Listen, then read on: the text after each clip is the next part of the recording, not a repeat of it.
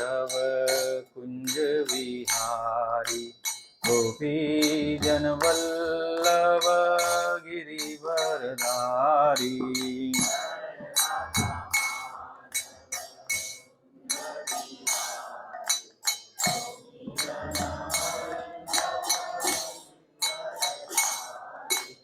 यशोदानंदन ब्रज जनरंजन यमुना तीरावनचारी।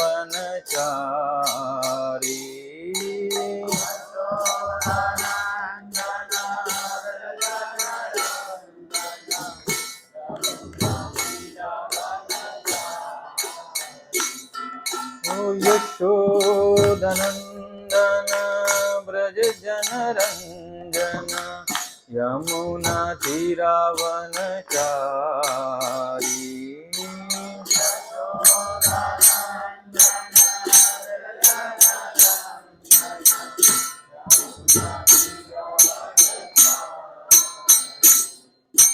जय राधा माधव कुंज बिहारी गोपी जनवल्लभ गिरिवरधारी।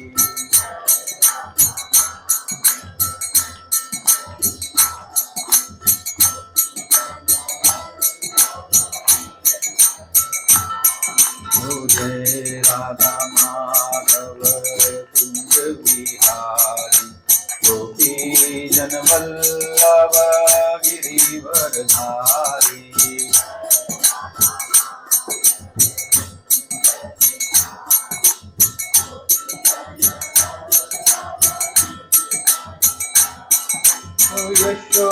यशोदानंदन ब्रज जनरंजन यमुना तीरावनचारी।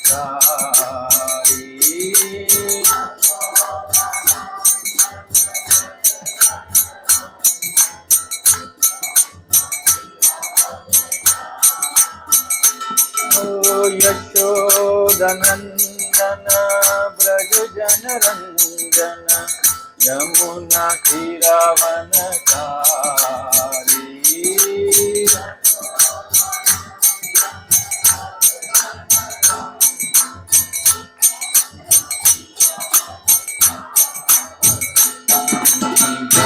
राधा माधव कुंज बिहारी गोपी जनवल्लभ गिरिवरधारी।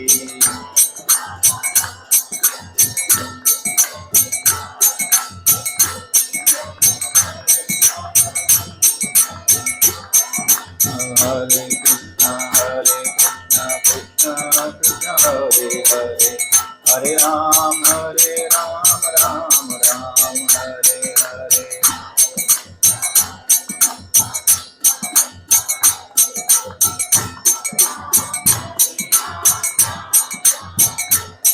ओ हरे कृष्णा कृष्ण कृष्ण हरे हरे हरे राम राम राम हरे हरे।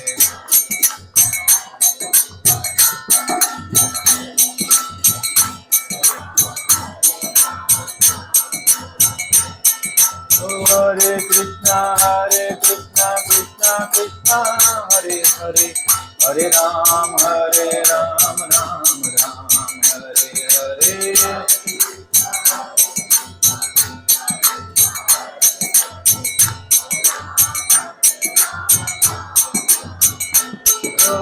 हरे कृष्णा कृष्ण कृष्ण हरे हरे हरे राम राम हरे हरे।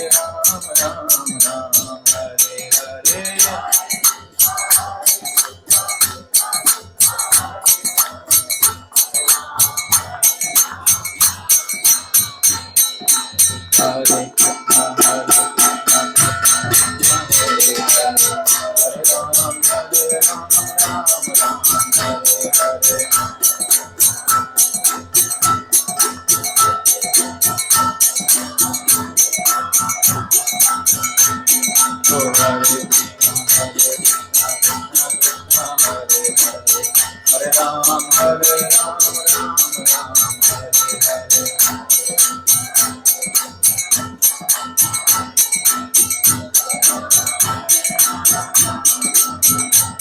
जयो राधा गोविंद राधा गोविंद राधे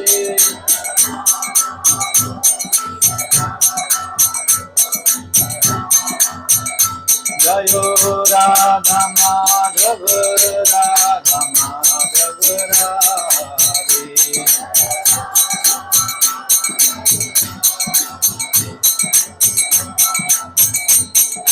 जय जगन्नाथ जय बलदेव जय जय सुभद्रा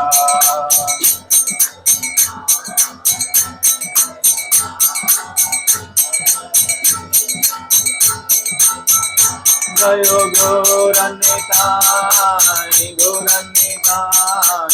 पतित पावन गौरनिताई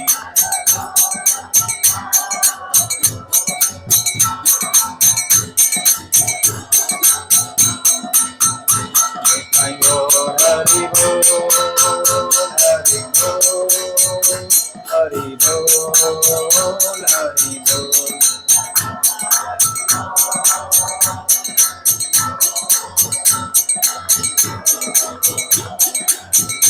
जयो जयो प्रभुपाद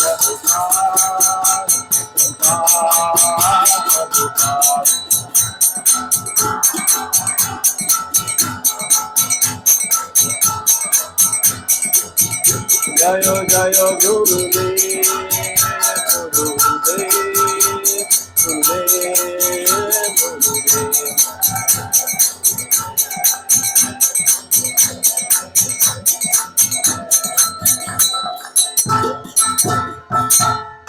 हरिनाम संकीर्तन की पतित पावन गौर निताई पंच तत्व की जगत गुरु श्रील प्रभुपाद की जय।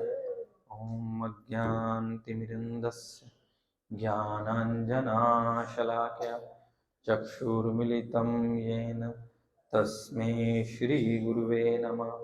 श्रीचैतन्यमनोभीष्टं स्थापितं येन भूतले स्वयं रूप कदा मह्यं ददाति सपदान्तिकं वन्देऽहं श्रीगुरु श्रीयुतापदकमलं श्रीगुरून् वैष्णवांश्च श्रीरूपं साग्रजातं सहगण रघुनाथान्वितं तं सजीवं साद्वैतं सावधूतं परिजनसहितं कृष्णचैतन्यदेवं श्रीराधाकृष्णपदां सहगण ललिता श्रीविशाखान्वितांश्च नमो विष्णुपदाय कृष्णपृष्ठाय भूतले श्रीमते भक्तिवेदांत स्वामिनिति नामिने नमस्ते सरस्वते देवे गौरवाणी प्रचारिणे निर्विशेषा शून्यवादी पाश्चात्यदेशतारिणे वाञ्छाकल्पतरुभ्यश्च कृपा सिन्धुएव च पतितनां पावनेभ्यो वैष्णवेभ्यो नमो नमः। नमो महावदन्याय कृष्ण प्रेम प्रदायते कृष्णाय कृष्ण चैतन्याय नामने गौरविषे नमः। पंचतत्वात्मक कृष्ण भक्तरूपं सबरूपकं भक्तावतारं भक्ताख्यं नमामि भक्तशक्तिकं। हे कृष्णा करुणा सिंधु दीनबंधु जगतपते हे गोपीश गोपिका कांता श्री राधा कांता नमस्तुते। तप्त कांचन गौरांगी श्री राधे वृंदावनेश्वरी विश्वानुसुते देवी प्रणमामि हरिप्रिये नीलाचल निवासाय नित्याय परमात्मने बलभद्र सुभद्राभ्यां जगन्नाथाय ते नमः। जय श्री कृष्ण चैतन्य प्रभु नित्यानंद श्री अद्वैत गदाधर शिवासादि गौर भक्तवृंद। कृष्णा हरे कृष्णा कृष्णा कृष्णा हरे हरे हरे राम राम राम हरे हरे। नारायणं नमस्कृत्यं नरं चैव नरोत्तमं देवी सरस्वती व्यासं ततो जयमुदीरये। नष्टप्राय अभद्रेषु नित्यं भागवत सेवया भगवती उत्तम श्लोकैर्भक्तिर्भवती निष्ठकी कृष्णाय वासुदेवाय देवकी नंदनाय च नंदगोपकुमाराय गोविंदाय नमो नमः। कृष्ण अक्लिष्टकारणे सच्चिदानंद रूपाय कृष्ण अक्लिष्टकारणे नमो वेदांत वेदाय गुरुवे बुद्धि साक्षिणे।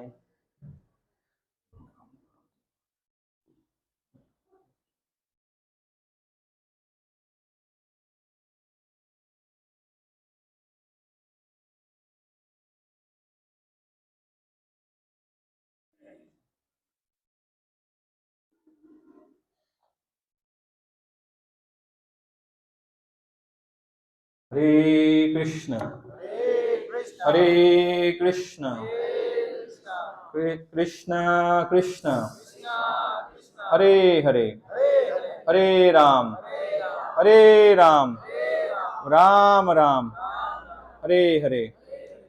सभी भक्तों का स्वागत है। जैसे कि प्रभु जी बोले, इस ठंड में, हालांकि हम लोग ठंड ज़्यादा, हम लोग बंगाल में रहते हैं तो ठंड ज़्यादा लगती है। ऐसी ठंड नहीं है जो नॉर्थ इंडिया में पड़ती है। जैसे हमारे बीच आज प्रभु जी असम से आए ना प्रभु जी, डिब्रूगढ़ से, वहाँ ठंड बहुत ज़्यादा होगी यहाँ से, वहाँ बहुत ज़्यादा ठंड होगी। यहाँ तो बंगाल में तो इतनी ठंड नहीं पड़ती, फिर भी हम इसी के आदी हो गए, हमको इसी के आदी हो गए, इसमें ही हमको ठंड लगती है। तो इसीलिए इस मौसम के हिसाब से थोड़ा, जैसे प्रभु जी बताएं, थोड़ा कष्टकर है। फिर भी आप लोग इस ऑस्पिशियस डे में आए, इस पुण्य दिन तिथि, आज एकादशी है। एकादशी तिथि को माधव तिथि बोलते हैं और ये भगवान की सबसे परम प्रिय तिथि है एकादशी। जो लोग, जो भक्त भी इस तिथि का उपवास रखते हैं, इस तिथि का पालन करते हैं, वो निश्चय ही भगवान की कृपा से भगवत धाम प्राप्त करते हैं। इसलिए हम सबको इसका पालन करना चाहिए। और हम इस ऑस्पिशियस डे में हम प्रभुपाद की कृपा से आज श्रीमद् भागवतम पे चर्चा करेंगे। प्रभुपाद क्या हमको सिखाना चाह रहे हैं, क्या बताना चाह रहे हैं, उसको पढ़ेंगे, समझने का प्रयास करेंगे। आप सबका बहुत बहुत स्वागत है। हम लोग चर्चा कर रहे हैं फर्स्ट कैंटो, प्रथम स्कंद, चैप्टर 13 और श्लोक संख्या 5। श्लोक संख्या 5 से आज करेंगे। पिछले सप्ताह हमारा सौभाग्य था कि हमारे बीच में हिज ग्रेस राधापाद प्रभु आए थे। पानीहाटी मंदिर के अध्यक्ष हैं। पानीहाटी मंदिर, पानीहाटी धाम है नित्यानंद प्रभु का धाम। धाम वासी के श्रीमुख से हमने पिछले सप्ताह कथा सुनी और हम लोग अभी 12 अध्याय कर चुके हैं, अभी 13वें अध्याय में पहुंचे हैं। इस अध्याय में क्या है, नाम है इसका, धृतराष्ट्र द्वारा गृह त्याग। तो धृतराष्ट्र द्वारा गृह त्याग होगा, लेकिन उसके लिए भी कोई इंस्पायर करेगा। कौन है वो? विदुर जी। विदुर जी घर छोड़ के चले गए थे। जब देखा कि जो भी राजपाट है, जैसे तो बहुत समय से वो धर्मात्मा है, धर्मराज यमराज जी का वो क्या बोलते हैं, अवतार है विदुर जी। तो धर्मराज का अवतार है और उनको धर्म का ज्ञान है, धर्म के बारे में जानते, प्रत्येक धर्म के बारे में। इसलिए वो बहुत प्रयास कर रहे थे कि जो हस्तिनापुर का राज्यपाठ है धर्म के अनुसार ही चले। लेकिन उनकी जो चेष्टाएं थी, उनका जो प्रयास था, सफल नहीं हो रहा था, सफल नहीं हो रहा था। तो वो भी चाहते थे कि जो धर्म का पालन करते हैं वही वास्तव में वही राजा होना चाहिए। राजा वही होना चाहिए जो धर्म के अनुसार से राजपाट चला सके।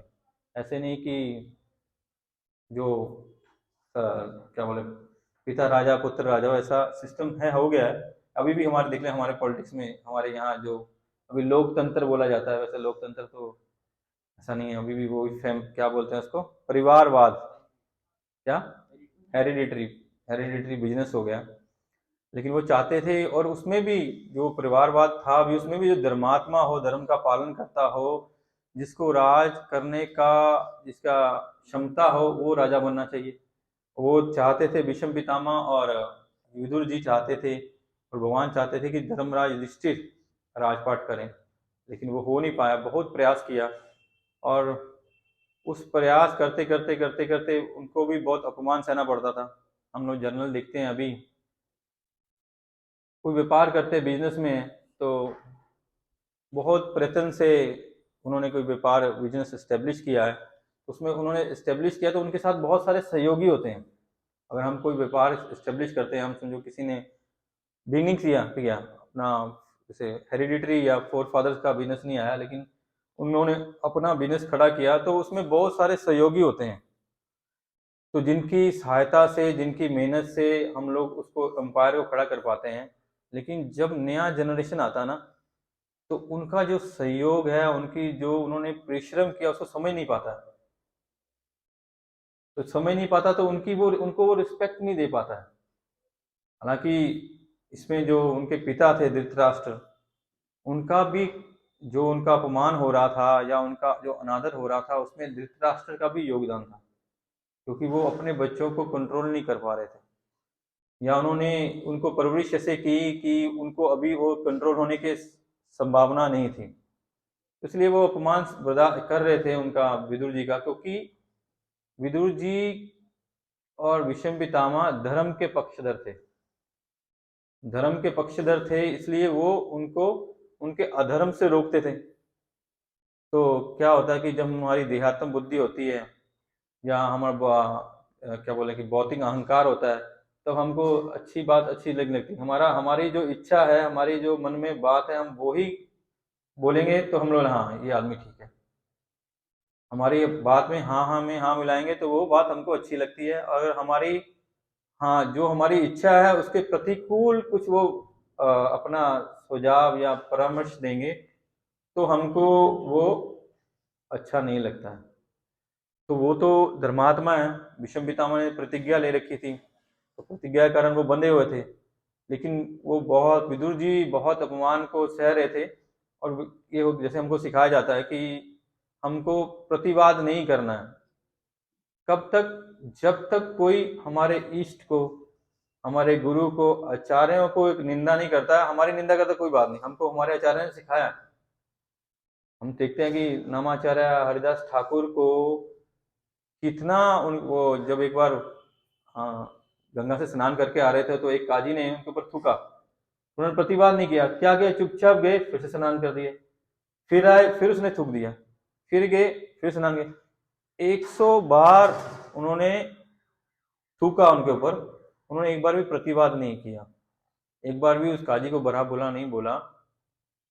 जाते गंगा जी में स्नान कर ले। लेकिन सबके हृदय में भगवान है ना, भगवान तो एक ही है। आप उसके नाम अलग अलग हो सकते हैं, प्रभुपाद बोले कि आप, कोई उसको अल्लाह बोलता है, कोई जीसस बोलता है, हम कृष्ण बोलते हैं। प्रभुपाद बोलते हैं कि हम बोलते हैं हरे कृष्ण कृष्ण कृष्ण हरे हरे, हरे राम राम राम हरे हरे। आप महामंत्र कीजिए। अच्छा, बोले नहीं करना, आपको इससे प्रॉब्लम है। आप जिसको इष्ट मानते हैं, जो आपका परम पिता है, जो भी उसके नाम से लेते हैं, आप उसी का नाम लीजिए, कम से कम लीजिए तो सही। तो परमात्मा जो भगवान है वो सबके हृदय में है। उस काजी को लगा कि मैं इतना अपमान कर रहा हूँ, ये प्रतिवाद ही नहीं कर रहा, मेरा कोई भी मेरा प्रतिरोध नहीं कर रहा। तो उसके मन के परमात्मा ने बोला, भाई तुम अपराध करा। वो आके उनके चरणों में गिरे, क्षमा याचना कर लेंगे। लेकिन क्या किए वो? बोले आपने तो कृपा की है कि मेरे को आज 100 बार मैं गंगा स्नान कर पाया। तो ये हमारे आचार्य हमको सिखाते हैं। लेकिन जब हमारे गुरु के प्रति कोई अपमान करता है, हमारे आचार्य के प्रति कोई अपमान करेगा, हमारे इष्ट का कोई अपमान करेगा, तो हमको बर्दाश्त नहीं करना चाहिए, एकदम बर्दाश्त नहीं। उसके लिए क्या शास्त्र बताते हैं? बोले या तो आप शास्त्र विधि से उसको, तर्क से उसका खंडन करो, या उसका खंडन करो। अगर आप खंडन नहीं कर सकते, हम उस स्टेज पे नहीं है कि हम उनका खंडन कर सकें, नहीं कर सकते, बोले कि आप उस स्टेज में उसकी जीभ जीभ काट सकते हो, ये शास्त्र अनुमति देता है। अगर आप वो भी नहीं कर सकते, तो वहां सुनिए नहीं, वहां से चले जाइए। अगर आप सुनते हैं तो जाकर गंगा में आत्महत्या कर लीजिए। हमको अपने गुरु का, अपने आचार्यों का, अपने भगवान का कभी भी अपमान नहीं सहना चाहिए। तो इसलिए जब भगवान का अनादर हो रहा था, तो वो बर्दाश्त नहीं कर पाए, वो चले गए। उन्होंने राज्यसभा त्याग दिया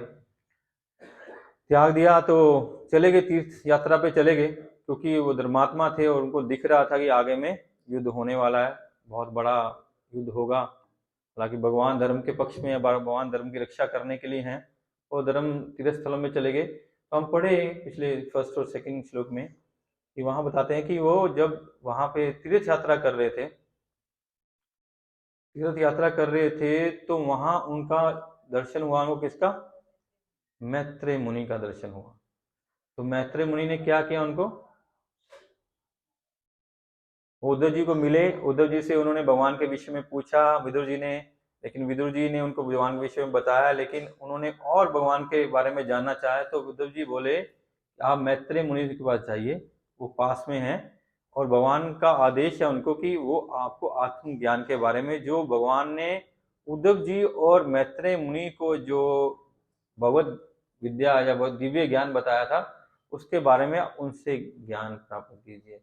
तो फिर विदुर जी की का मुलाकात विदुर जी से होता है। तो आगे में विदुर जी उस ज्ञान को प्राप्त करने के बाद, उस भगवान के दिव्य ज्ञान को प्राप्त करने के बाद वापिस हस्तिनापुर आते हैं, क्योंकि उनसे उद्धव जी से उनको मालूम पड़ता है कि भगवान धराधाम छोड़ के अपने निज धाम गोलोक वृंदावन चले गए हैं।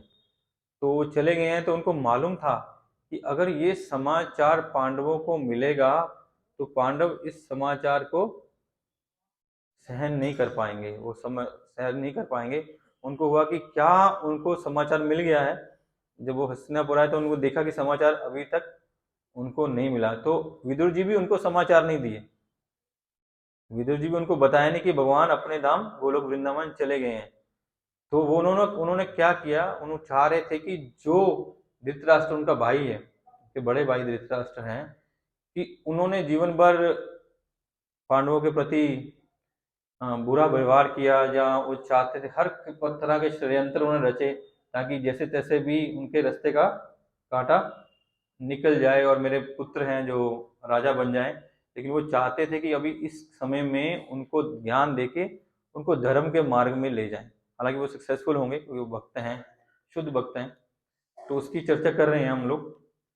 तो लास्ट वीक हमने पढ़ा कि जैसे वो आए हैं, उनका स्वागत करने के लिए कितनी बड़ी बड़े सब लोग, कौरव वंश के सब जन, पूरे परिवार वहां पे उपस्थित हुआ उनका स्वागत करने के लिए। ऐसे ही वैष्णवों का स्वागत होना चाहिए। कोई सन्यासी आते हैं, कोई महाराज आते हैं, वरिष्ठ वैष्णव आते हैं, हम लोग ऐसे ही स्वागत करना चाहिए। प्रभु जी, श्यान प्रभु मेरे को एक वीडियो भेजे हिज होलीनेस जयप्रताप स्वामी गुरु महाराज का, कि वो अभी अहमदाबाद गए थे। तो अहमदाबाद गए तो गुरु महाराज यहीं थे कलकत्ता। तो उनका तबीयत, वो आए थे शायद आसाम से, आसाम में थे गुरु महाराज शायद, त्रिपुरा में थे, त्रिपुरा से आए थे। तबीयत उनका ठीक नहीं था, लेकिन वहाँ शायद मीटिंग था। तो गुरु महाराज, उनके सेवक नहीं चाहते थे कि वो अहमदाबाद जाएं, लेकिन क्या हर वैष्णव है, चाहे उतने भी श्रेष्ठ वैष्णव है, फिर भी उनका इच्छा कि सब वैष्णव का संग करने के लिए वहाँ सब सीनियर वैष्णव आएंगे। तो गुरु महाराज फोर्स करके गए थे। वहाँ भक्तों ने कैसे स्वागत किया, ऐसे हमको स्वागत करना चाहिए जब सीनियर वैष्णव आते हैं, वरिष्ठ वैष्णव आते हैं। तो इसी प्रकार हम देखते हैं कि ये भागवत का कल्चर है। ये कल्चर भागवतम से हमको भगवान के भक्त सिखा रहे हैं कि कैसे भक्तों का जब वो आते हैं उनका कैसे स्वागत होना चाहिए। कि विदुर जी आए हैं तो पूरा परिवार जिसमें जितने भी परिवार के जन हैं, क्या बोले कि जितने भी पांडव पक्ष के हैं, वो धृतराष्ट्र हैं, कृपाचार्य हैं, जितने भी और आचार्य भी हैं, उन्हें जो भी ब्राह्मण हैं, जो भी वहां पे हैं, वो उनकी पत्नियां और सह परिवार से अपने बच्चों के सहित वहां उपस्थित हुए उनका स्वागत करने के लिए। प्रभु जी ने बहुत हमको बताया कि पिछले सप्ताह गंधारी के बारे में बताया, कुंती महारानी के बारे में बताया, और उत्तरा के बारे में बताया, और सुभद्रा के बारे में बताया, और द्रौपदी के बारे में बताया। तो विशेष है क्योंकि हमारी जो ये बोले, मैं कल महाराज की कथा सुन रहा था, बोले थे कि जो भारत है ना, केवल मात्र भारत में ही जो है स्त्रियों को इतना सम्मान दिया जाता है कि उनको देवी बोला जाता है। बोले देवी बोल के, बोले जिस घर में इस स्त्री को सम्मान दिया जाता है, बोले देवता भी वहां भिक्षा लेने आते हैं, वहां देवता लोग वहां भिक्षा लेने आते हैं। तो लेकिन कहते केवल कल्चर हमारे भारत का है, और ये कोई भारत ही सारी सारी इस दुनिया का ज्ञान देने के लिए श्रेष्ठ है। और भारत में वास्तविक दिव्य ज्ञान या धर्म का ज्ञान है, तो इसका पालन करने से हमारे जीवन का कल्याण हो सकता है। अभी हम लोग सब सुनते हैं, बहुत सारा सोशल मीडिया में आता है कि राम जी काल्पनिक हैं, ये धर्म का पालन क्यों कर रहे हैं, ये रूढ़िवादी हैं, ये वैदिक कल्चर को लेके आना चाह रहे हैं। लेकिन मैं सोच रहा था उसके बारे में कि इतने लोग उसका अपोज कर रहे हैं कि हम पुरानी रूढ़िवादी सभ्यता में जाना चाहते हैं। वो बोलते हैं, वो जो नास्तिक हैं या जो धर्म के विरोधी हैं, वो बोलते हैं ये पुराना कल्चर लेके आना चाहते हैं, लेकिन हम लोग डेवलपमेंट में जाना चाहते हैं। क्यों राम मंदिर बना रहे हो, हॉस्पिटल बनाओ, विद्यालय बनाओ, यूनिवर्सिटी बनाओ। लेकिन कैसी मूर्खता है, यहाँ पे मुगल आए, अंग्रेज आए युद्ध करने, उन्होंने लड़ाई की, यहाँ पे युद्ध किया। यहाँ पे क्यों आए, यहाँ पे क्या था कि मुगल लोग यहाँ पे आके यहाँ पे आक्रमण किए, अंग्रेज यहाँ पे आए, क्यों आए? मेरा आपसे प्रश्न है।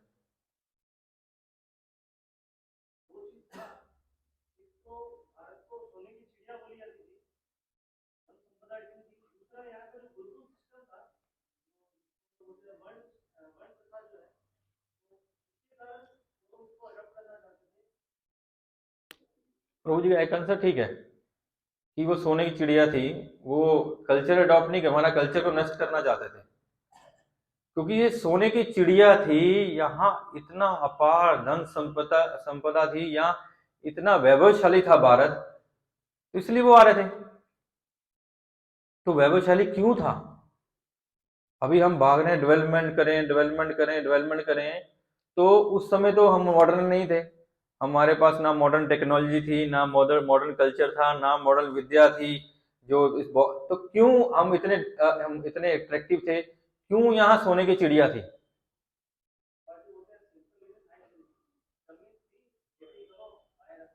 मेरे पास शास्त्र था, साधु था, संस्कृति था। भगवान हम का सेवा होता था, इसलिए प्रकृति भी हमको भर भर के देती हाँ, हमारे पास गुरु थे, साधु था, शास्त्र था, और भगवान की सेवा करते थे, इसलिए प्रकृति भी हमको भर भर के देती थी। हम देखे पृथ्वी महाराज की कथा में, जब वैन राजा बना तो पृथ्वी ने सब देना बंद कर दिया। जब पृथ्वी महाराज राजा बने तो वापस पृथ्वी ने सब देना चालू कर दिया। हम वैदिक कल्चर को, अपने सनातन धर्म को, अपनी संस्कृति को फॉलो करते थे, उसको पालन करते थे, इसलिए हम समृद्ध थे। अभी हमने वेस्टर्न कल्चर को अडॉप्ट कर लिया, इसलिए हम भिखारी हो गए हैं। बोलते हैं सबसे गरीबी है यहाँ, कुछ भी नहीं है, गंदगी है। अगर हम ठीक से अपना वैदिक धर्म को पालन करेंगे तो सब कुछ हो जाएगा, हमारे पास किसी चीज की कमी नहीं है। जैसे प्रभु बोले हमारी प्रकृति सब कुछ देगी, केवल मात्र अगर हम भगवान के बनाए हुए नियमों को, भगवान के निर्देश को पालन करेंगे तो सब कुछ हो। सिर्फ हमारे उनके पास कोई मॉडर्न टेक्नोलॉजी, मॉडर्न ज्ञान कुछ नहीं था, सिर्फ वो ठीक से हरे कृष्णा कृष्ण कृष्ण हरे हरे, हरे राम राम राम हरे हरे, केवल मात्र भगवान के नियमों का पालन करके, भगवान के ज्ञान को अपने जीवन में उतार के भगवान की सेवा करते थे, तब भी वो सारी सृष्टि में, सारे पृथ्वी में सबसे श्रेष्ठ थे। क्योंकि वास्तव में ज्ञान वही है, लेकिन हम मॉडर्नाइजेशन, मॉडर्न कल्चर को अडॉप्ट करे जा रहे हैं, इसलिए ये हमारी अवस्था होगी। इसलिए वो युद्ध करते थे। अभी के लोग बोलते हैं कि हम क्यों कर रहे हैं? अगर हम वास्तव में हम इन शास्त्रों को फॉलो करने लग जाए ना, हम वापस, हम धर्म बोलते हैं ना, भारत को विश्व गुरु बनाना, भारत को विश्व गुरु क्या क्या बनाना, यही विद्या है ना, यही विद्या हमारे पास है, यही विश्व गुरु है, यही सबका मार्गदर्शन कर सकती है। अगर हम इसको फॉलो करेंगे, भागवतम को फॉलो करेंगे, तो हम बिना हमको बनने की जरूरत नहीं, हम अब स्वयं बन जाएंगे। हमको कुछ प्रयास करने की जरूरत नहीं है, हम ठीक से इसको पालन करेंगे तो हम बन जाएंगे। हम खुद ही, हम लोग इतने अपने आप को, हमको इतना वो क्या इंफीरियर कॉम्प्लेक्स डाल दिया गया हमारे सनातन वासियों में कि आप तुच्छ हो, आपको कुछ आता नहीं है, आप मतलब इतना निकृष्ट समझा दिया हमको कि हम सबसे निकृष्ट हैं। हम निकृष्ट नहीं है, हम सबसे उत्कृष्ट हैं, सबसे स्पेशल हम हैं यहाँ। क्यों? हमको भगवान ने अपनी सेवा करने का अवसर प्रदान किया।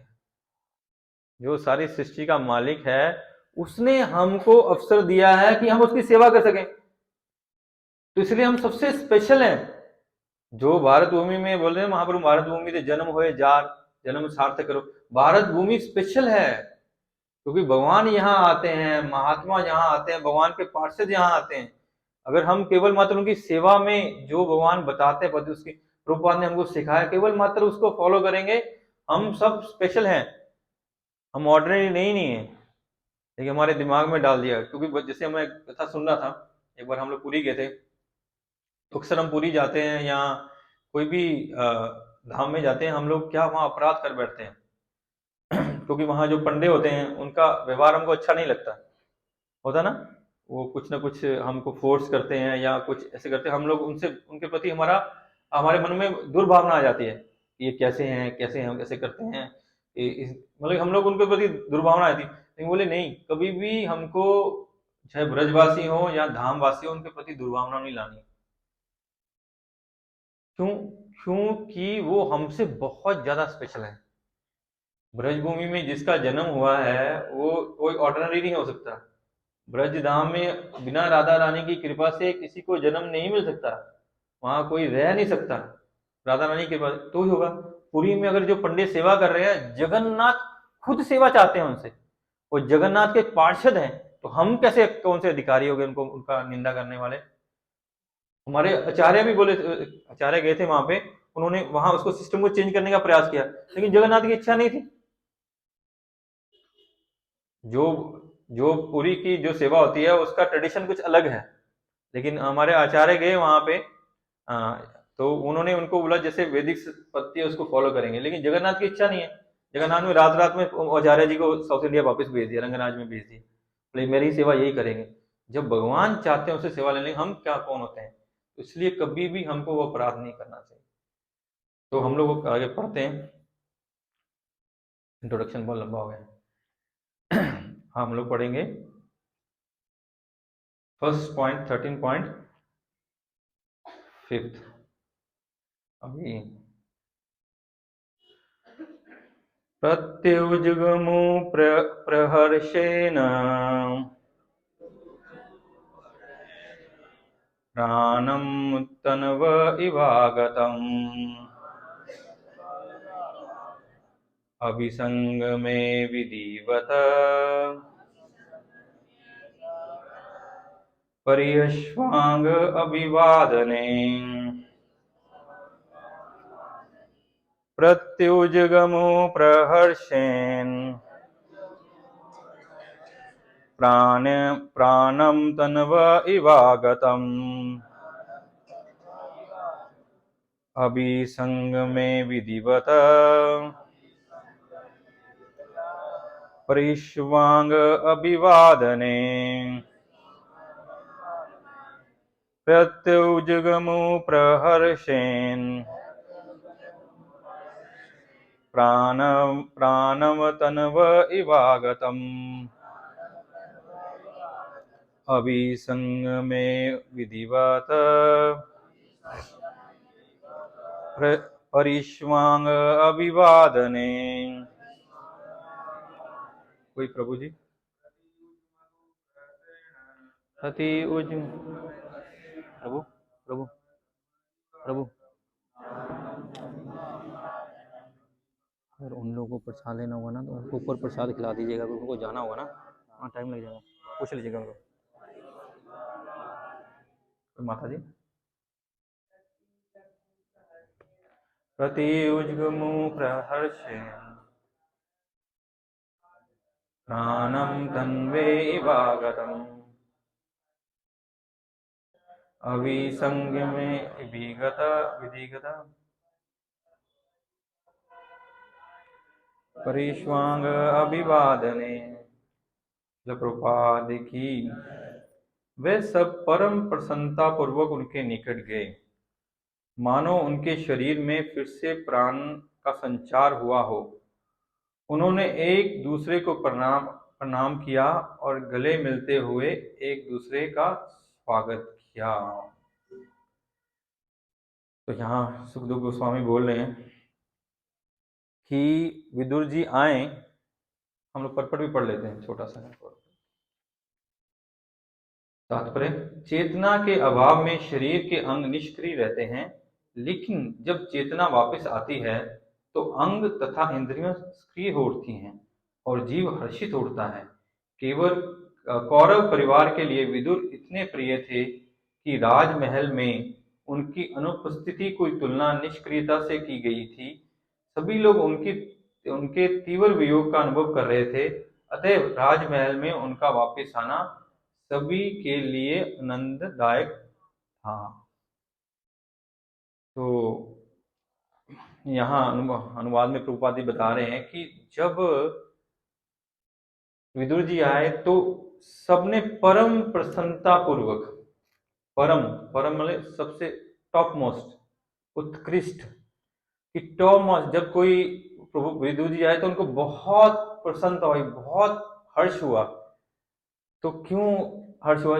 ये इसके हम दो चीजें सीख सकते हैं कि हमारे घर में कोई आता है तो हमको बहुत उनका स्वागत करना चाहिए। हमारे घर में कोई बड़े आते हैं तो हमको बहुत प्रसन्नता से स्वागत करना चाहिए। और अतिथि बोला जाता है ना, हमारे अतिथि देवो भव, अतिथि जिसको बोला जाता है जो बिना इंटीमेशंस के आता है, बिना सूचना के आता है, तो अतिथि देवो भव। जब हमको घर में अतिथि आते तब भी हमको उनका स्वागत बहुत प्रसन्नता से करना चाहिए। और विशेषकर जब हमारा सौभाग्य जागे, हमारे भाग्योदय में कोई वैष्णव आए तो हमारी आत्मा प्रफुल्लित हो जानी चाहिए। होगी कैसे? जब हम लोग जानते होंगे कि ये हमको वैष्णव का कैसे स्वागत करना है। ऐसा नहीं कि कोई वैष्णव आए हमारे को, ये कहाँ से आ गया, या मांगने आ गया, या क्या काम है ये आ गया, ऐसा विचार नहीं आना चाहिए। क्योंकि जो हमको कृपा मिलने वाली है, अगर हमारे मन में विचार मात्र भी आ जाता ना ऐसा, तो वो कृपा हमको नहीं मिलेगी। अगर हमारे मन में कोई भी ऐसा भी भाव आ जाता है कि ये क्यों आए हैं या क्या करने आए हैं, हमको हमारे मन में प्रसन्नता होनी चाहिए कि ये वैष्णव हमारे घर में है, ये कृपा मिली है कि भगवान ने अपना एक जन हमारे घर में आज भेजा है, तो ये महान वैष्णव है। तो मैं कथा सुन रहा था, बोले कितने महान है। जब मैत्रेय मुनि और विदुर जी मिले तो मैत्रेय मुनि विदुर जी को प्रणाम कर रहे हैं और विदुर जी मैत्रेय मुनि को प्रणाम कर रहे हैं। मैत्रेय मुनि हैं, विदुर दासी के पुत्र हैं। वो उनका जन्म कोई ब्राह्मण कुल में नहीं हुआ, लेकिन वो धर्मात्मा है। और वो मैत्रेय मुनि क्या बोले उनको? बोले आप परम भक्त है, परम वैष्णव है, आप सर्वश्रेष्ठ हैं। बोले क्यों? क्योंकि भगवान धाम जाने से पहले आपको याद कर रहे हैं। कि हम भक्तों का कार्य है कि हम हर सबसे हरे कृष्ण कृष्ण कृष्ण हरे हरे, हरे राम राम राम हरे हरे, हम भगवान को स्मरण करें। ये हमारा रिस्पॉन्सिबिलिटी, हमारी ड्यूटी है, ये हमारा कर्तव्य है कि हम भगवान को याद करें सब समय। सततम कीर्तयन्तो माम अनन्यस चिंतयन्तो माम, ये हमारा ड्यूटी है, प्रिस्क्राइब ड्यूटी है, एक मनुष्य की ये ड्यूटी है। लेकिन वो कितना सौभाग्यशाली है कि जिसको भगवान याद करते हैं। मैं सुन रहा था, महाराज बहुत सुंदर भजन गा रहे थे, मेरे को तो भजन आता नहीं। महाराज बोलते कि भक्त सब समय भगवान को याद करता है, गोविंद गोविंद गाता है। भगवान भी धाम में क्या करते हैं? बोले एक बार पुंडरीक नाथ जी के मंदिर में थे। पुंडरीक नाथ जी के मंदिर में जो ब्राह्मण उनकी सेवा कर रहे थे ना, तो प्रतिदिन क्या होता था कि पुंडरीक नाथ जी के सामने वो उनका शयन का बिस्तर, उनका बेड रख देते थे, और गेट बंद करने के बाद में तो बाहर में खड़े होकर प्रार्थना करते थे कि हे नाथ, आप कृपया करके, थक गए हो गए सुबह से खड़े हैं भगवान, तो ऐसे खड़े ना वहां पे, ऐसे खड़े हैं क्योंकि पुंडरीक जी ने उनको ईंट दी थी, ईंट के ऊपर खड़े हैं वैसे ही वक्त के लिए, तो ऐसे खड़े हैं। उनको प्रार्थना करते थे कि हे प्रभु, आप थके होंगे, कृपया अभी विश्राम कीजिए। उनको मन ही मन में उनको रिक्वेस्ट करते थे कि आप विश्राम कीजिए। बोले एक दिन क्या हुआ कि सबको यह पट बंद किया, वो बहुत प्रयास कर रहे हैं, हे प्रभु आप लेटिए, हे प्रभु विश्राम कीजिए। उनके मन में वो भाव ही नहीं आ रहा। अरे प्रतिदिन मैं करता हूं, आज क्या हुआ मेरे मन में भाव नहीं आ रहा। वो बहुत प्रयास कर रहे हैं, प्रयास कर रहे हैं, तो उनके मन में वो भाव आया नहीं। तो क्या हुआ? उन्होंने वापस पट खोल दिया कि देखो क्या कारण है। वो पट खोल दिया। बोले क्या हुआ? और पुंडरीकनाथ क्या कर रहे हैं? बोले पुंडरीकनाथ रुक्मिणी मैया के साथ नाच रहे हैं और भक्तों का, नामदेव का, तुकाराम जी का नाम ले लेके उनको गा रहे हैं। तो गा रहे हैं तो प्रभु, वो बोले प्रभु अभी आपका विश्राम का समय है। तो मतलब कि भक्त का हमारा कार्य, हम सब समय भगवान को स्मरण करें, उनका चिंतन करें, उनका गुणगान करें। ये हमारा नेचुरल, हमारी ड्यूटी है। ये हमारी सेवा है, इसीलिए हमारे लिए कल्याणकारी है। लास्ट वीक हम बोले कल्याण के बारे में श्री कृष्ण बोले, तो ये हमारे, लेकिन भगवान भी भक्तों को याद करते हैं, जो भगवान को प्रिय है, जो भगवान शुद्ध भक्त हो जाते हैं, जो बोले निस्वार्थ भाव से, निष्काम भाव से भगवान के सेवा में लगे रहते हैं, उन भक्तों को भगवान भी सब समय स्मरण करते हैं, भगवान भी उनके नाम का जप करते हैं। भगवान बोलते हैं कि मैं ऐसे भक्तों के पीछे पीछे घूमता हूं, ऐसे भक्तों की चरण धूलि में अपने शरीर पे विग्रह पे अपने ऊपर धारण करता हूँ। भागवत में आता है, माता जी लोग सीखे, निरापेक्ष मुनि शांत निर्वैरी नम समदर्शिना, ऐसे जो भक्त होते हैं समदर्शी, उनके पीछे पीछे घूमते हैं। लेकिन हमको, वो हम कैसे बनेंगे वैसे, जब हम निरंतर भगवान का स्मरण करेंगे। केवल मात्र एक ही रास्ता है, हमको हमने पाप बहुत किए, हम पापी हैं। बोलते हैं गंगा जी में स्नान करने से हमारे पाप नष्ट हो जाते हैं, लेकिन गंगा जी से बाहर आने से फिर हम पाप करने लग जाते हैं। हमारी पाप वृत्ति नष्ट नहीं होती। हमारी पाप वृत्ति वैष्णव की सेवा करने से, भगवान का निरंतर हरे कृष्ण कृष्ण कृष्ण हरे हरे, हरे राम राम राम हरे, तो हमारे कलमश मिटेंगे। तब निरापेक्षम मुनि शांत निर्वैरिणम समदर्शिनम, तो भगवान ऐसे भक्तों का नाम लेते हैं।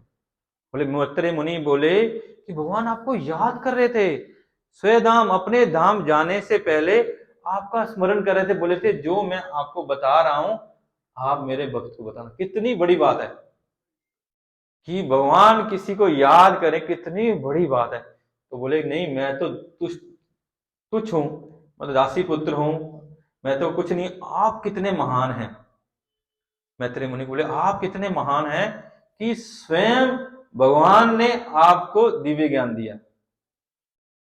हम देखते हैं ना बहुत सारे अभी सोशल मीडिया पर शॉर्ट वीडियो आते हैं, जो परम वैष्णव कैसे प्रणाम करते हैं ना, वो एक दूसरे के पैर ऐसे पकड़ते हैं, उधर उधर उधर, ऐसे एक कल्चर है वो, क्योंकि उनका ये ऐसा नहीं कि ड्रामा है, वो दिखा रहे हैं, ऐसा नहीं है। उनके उनके मन में ये भाव है कि है मैं तुच्छ हूं, मैं तुच्छ हूं, वो श्रेष्ठ है, इसलिए वो करते हैं। कोई दिखावा नहीं करते कि ऐसे कि वो, तो वो दोनों परम वैष्णव हैं, परम भक्त हैं, भगवान के दोनों प्रिय हैं, भगवान के निज जन है, दोनों एक दूसरे को कर रहे हैं। तो यहां बोले कि वो आए और उन्हें प्रणाम किया। प्रणाम किसने किया? हम कौन प्रणाम करेगा उनको, या वो किसको प्रणाम करेंगे? हाँ, हमारा काम है कि हम जितने भी हम हमारे श्रेष्ठ हैं सबको प्रणाम करना चाहिए। महाप्रभु बोलते हैं, हमने उपदेशामृत पढ़ा है ना, वहां रूप गोस्वामी बोलते हैं कि हमको कैसे क्या ट्रीटमेंट देना चाहिए। जब भगवान चैतन्य महाप्रभु जगन्नाथपुरी में थे, तो जगन्नाथपुरी से मैं इससे पहले बोला कि किसी ने पूछा कि वैष्णव के, महाप्रभु से पूछा वैष्णव के, तो महाप्रभु ने 3 वर्ष में 3 बार उसका डेफिनेशन दिया। महाप्रभु बोले प्रभु कहे यानर मुखे सुनी एक बार, कृष्ण नाम सही पूज्य श्रेष्ठ सभाकार। महाप्रभु बोलते हैं कि जिसके मुख से आपने एक बार हरे कृष्ण कृष्ण कृष्ण हरे हरे, हरे राम राम राम हरे हरे, जिसके मुख से एक बार आपने भगवान का नाम सुन लिए, वो श्रेष्ठ है। कौन श्रेष्ठ है? वो मनुष्यों में श्रेष्ठ है। इसका आगे डेफिनेशन को बढ़ाते हुए श्रीपाद रूप गोस्वामी उपदेशामृत में बताते हैं, 3 डेफिनेशन देते हैं वो भी, और श्रीमद् भागवतम में है, कनिष्ठ अधिकारी, मध्यम अधिकारी और उत्तम अधिकारी के बारे में श्रीमद् भागवतम में भी बताया गया। तो महाप्रभु यहाँ बोल रहे हैं कि मनुष्य में जो श्रेष्ठ है, कि जो भगवान का नाम ले रहा है वो श्रेष्ठ है। तो रूप गोस्वामी हमको बताते हैं हमको उनके साथ कैसा व्यवहार करना चाहिए, या उनके क्या लक्षण है, कनिष्ठ अधिकारी के क्या लक्षण है। तो वहां डिटेल में उपदेशामृत में बताते हैं कि जो कनिष्ठ अधिकारी है वो बोले क्या बोलते हैं, नव दीक्षित बोलिए, या नया भक्ति में आते हैं जो भक्त, वो है बोले, कहते वो केवल उनका क्या है, केवल मंदिर में भगवान की मूर्ति को भगवान मानते हैं। उनके लक्षण जो हैं वो श्रीपाद रूप गोस्वामी बताते हैं कि मंदिर में जो विग्रह हैं उनको ही भगवान मानेंगे, बाकी जगह उनको भगवान नहीं, उनको अभी उस लेवल पे नहीं पहुंचे। कहते वो, और अपनी जो पद्धति है, अपना जो हमारी विधि विधान है उसको ही श्रेष्ठ मानेंगे, बाकी सबको कहेंगे, ये बेकार है, इसको आता नहीं है, बेकार है, इसको आता नहीं है, बोले वो। और जिस उनको शास्त्रों का बोले ज्ञान नहीं होता, शास्त्रों के बारे में उनको ज्ञान नहीं होता, और वो विधि विधानों को ज्यादा नहीं जानते, और वो इसको कनिष्ठ अधिकारी बोलते हैं। बोले ऐसे अधिकारी को हमको, लेकिन वो वैष्णव है। शायद पिछले सप्ताह भी बोला था, भक्त भक्त के बारे में बोला ना, आम का एग्जाम्पल दिया था क्या? नहीं दिया ना। तो बोले कि महाराज बोल रहे थे, शायद हिज होलीनेस, मुझे को ध्यान नहीं कौन महाराज बोले कि आम का पेड़ है, उसमें आम लग गया। बोले छोटा सा आम लगा है, उसमें कोई टेस्ट नहीं होता। जब आम एकदम लगता है उसमें टेस्ट नहीं होता, उसको हम खा नहीं सकते ना। जब छोटा सा आम लगा उसमें हम खा नहीं सकते। फिर बोले आम थोड़ा बड़ा होता है, थोड़ा आम बड़ा हुआ तो वो खट्टा होता है। क्या होता है? खट्टा होता है ना। माता जी लोग अचार डालती हैं, उसकी चटनी बनाती हैं, तो खट्टा होता है। तो आम और कुछ दिन वहां रहता है तो क्या होता है? पक जाता है। फिर क्या होता है? बोले चाहे वो उस अवस्था में जब हम खा नहीं सकते, या उस अवस्था में जब वो खट्टा है, या उस अवस्था में जब वो मीठा हो गया है, तो उसको क्या बोलेंगे? बोले सब अवस्था में हम उसको आम ही बोलते हैं। कोई इमली नहीं बोलते, कुछ संतरा नहीं बोलते, कुछ नहीं बोलते, हम उसको आम ही बोलते हैं कि ये आम है, ये आम है, ये आम है। तीनों अवस्था में वो आम ही है। तो इसी प्रकार तीनों अवस्था जो हम डिस्कस कर रहे हैं, चाहे वो कनिष्ठ अधिकारी है, मध्यम अधिकारी है, उत्तम अधिकारी है, लेकिन वो भक्त तो है। तो भक्त है तो रूप गोस्वामी हमको बताते हैं, श्रीपाद रूप गोस्वामी, कि उनको हरे कृष्णा बोलना चाहिए। हमको उनको हरे कृष्णा, उनका अभिवादन जरूर करना चाहिए। जो एक बार भी भगवान का नाम ले लिए, एक बार भी क्लास में आगे कहीं भी मिलते हो, उनको हरे कृष्णा जरूर बोलना चाहिए। तो अगले साल फिर से वही टीम पहुंची, बोले फिर पूछे वो महाप्रभु से कि वैष्णव के, तो महाप्रभु बताइए वैष्णव के। महाप्रभु बोले कृष्ण नाम निरंतर यानर वादने से वैष्णव श्रेष्ठ भज तनहार चरणे। बोले जिसके मुख में सब समय हरे कृष्ण कृष्ण कृष्ण हरे हरे, हरे राम राम हरे हरे, हरे कृष्ण कृष्ण कृष्ण हरे हरे, हरे राम राम हरे हरे। बोले जिसके मुख में सब समय हरे कृष्णा चलता रहता है वो वैष्णव है। पहले बोले एक नाम, अब बोले जिसके मुख में निरंतर चलता रहता है वो वैष्णव है। तो रूप गोस्वामी क्या बताए? वो मध्यम अधिकारी है। बोले मध्यम अधिकारी कौन होता है? मध्यम अधिकारी होता है जो श्रद्धावान है, जहाँ जिनको प्रचार किया जा सकता है, जहाँ जिनके जीवन का हम लोग परिवर्तन कर सकते हैं, ऐसे लोगों को, ऐसे जीवों को भगवान का दिव्य ज्ञान का प्रचार करते हैं।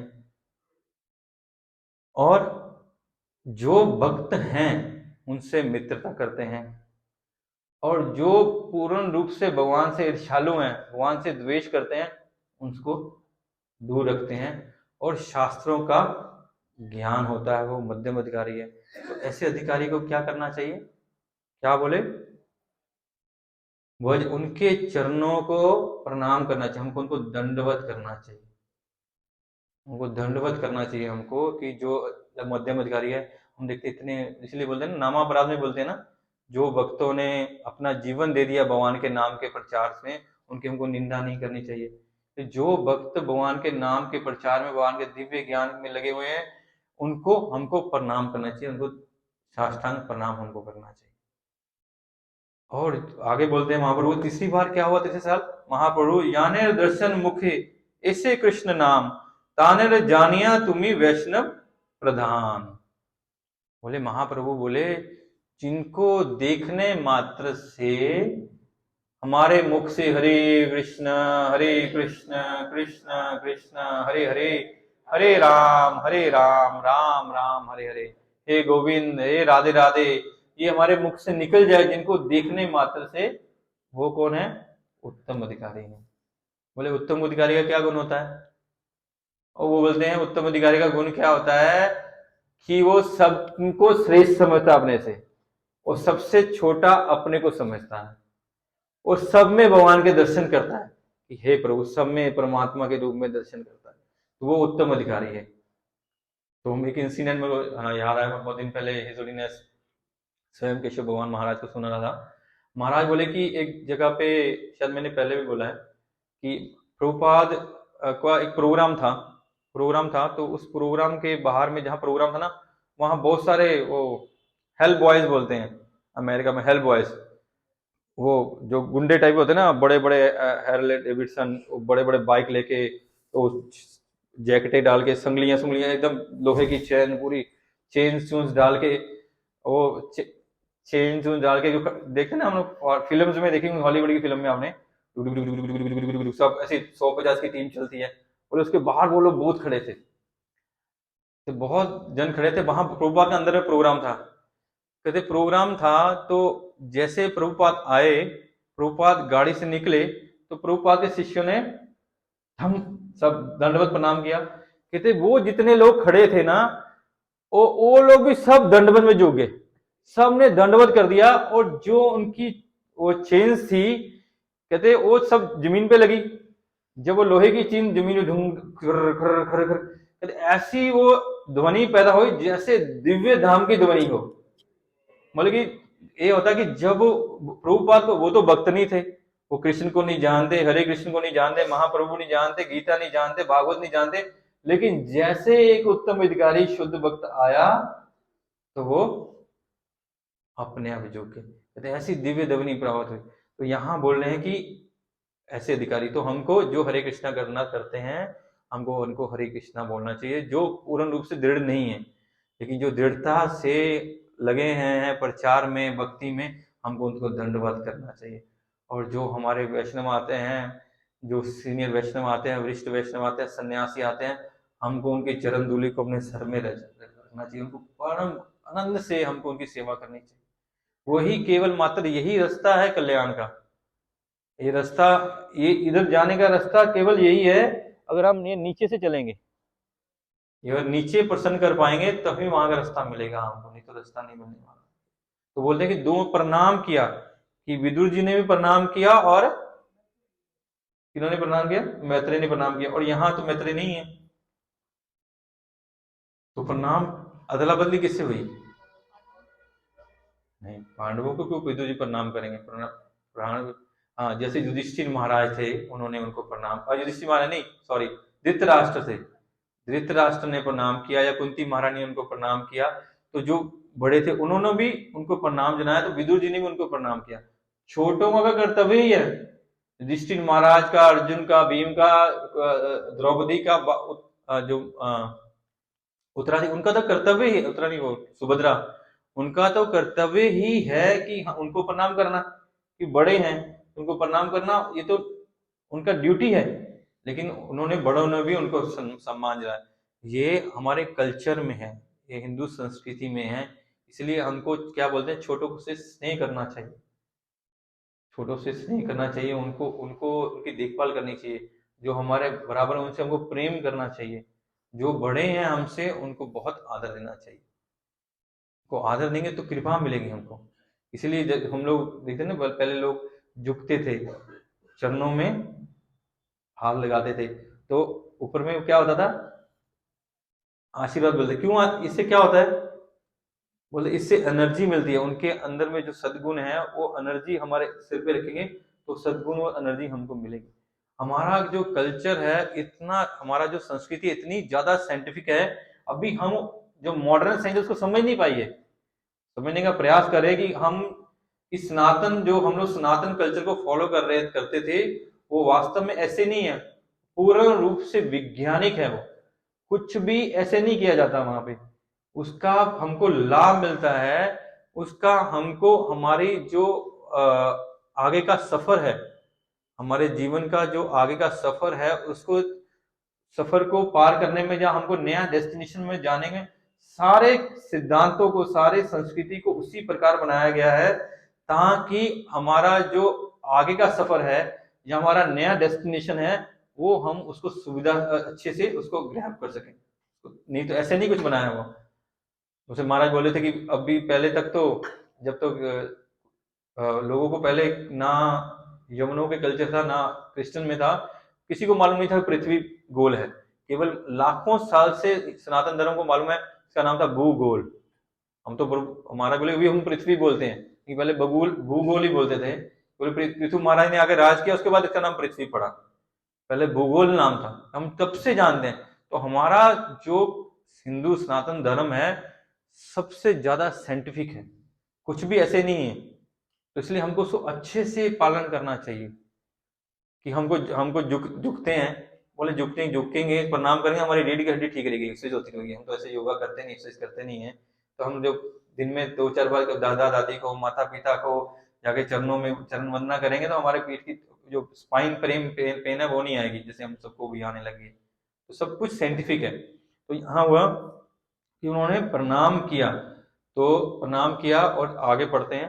वो बात बोलते हैं कि ऐसे उनको आगमन ऐसे हुआ कि जैसे मृतक शरीर में, जड़ शरीर में चेतना आ गई, प्राण आ गए।